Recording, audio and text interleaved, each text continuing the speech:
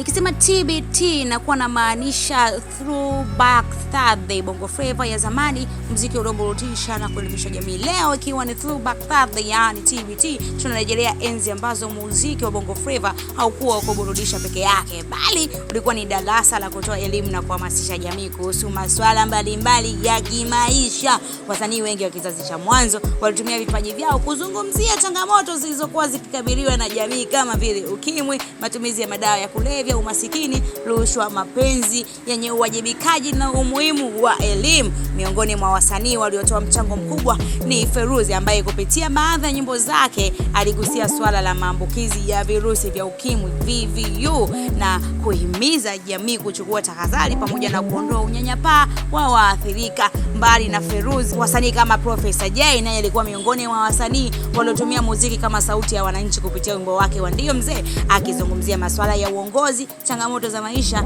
na wananchi na ukosaji wa matatizo yaliyokuwa yakikabili jamii. Kwa upande wake, Juma Nature kupitia wimbo wa Umoja wa Tanzania alitumia muziki kuhamasisha mshikamano, uzalendo na umoja miongoni mwa Watanzania, huku akiendelea kuzungumzia maisha halisi ya wananchi wa kawaida. Dully Sax pia alichangia katika kujenga maudhui yenye ujumbe kupitia wimbo wake au nyimbo zake mbalimbali. Kupitia wimbo wa Lea aligusa masuala ya mapenzi, mahusiano na maadili yanayohusiana na maisha ya watu katika jamii. Night Lady JD, mwanamama huyu ambaye ni miongoni mwa wasanii wanawake walioweka alama kubwa kwenye muziki wa Bongo Flava, alitumia muziki wake kuelezea maisha, mahusiano, hisia za wanawake na changamoto zinazowakumba wakati au watu katika jamii kupitia nyimbo ya haya au ndindindi.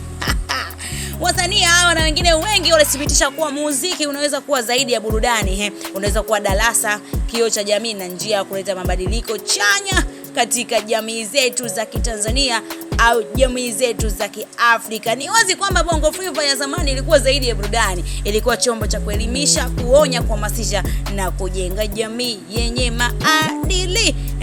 Katika kipindi hiki cha TBT ni vyema tukawakumbuka wasanii hawa kwa mchango wao mkubwa katika kutumia muziki kama sauti ya mabadiliko chanya katika jamii zetu za Kiafrika au katika jamii zetu za Kitanzania. Katika kipindi hiki cha TBT tuwakumbuke wasanii hao na kuwaenzi. Hivi nataka nikuje, ni wimbo gani wa zamani wa Bongo Flava ulikupa funzo ambalo mpaka leo bado unalikumbuka? Ni wimbo gani wa Bongo Flava ulikupatia funzo wewe mwanakitaa? Usitoke, endelea kusalia hapo hapo, tuendelee kujuzana mambo mbalimbali kuhusiana na Throwback Thursday. Na mimi naamini kila mmoja ana Throwback Thursday yake kali kinoma. Sio kwenda kipindi anasoma au kipindi hicho cha kina Babu Seya, lile kipindi ngoma kama hizo zinatoka. Stay tuned.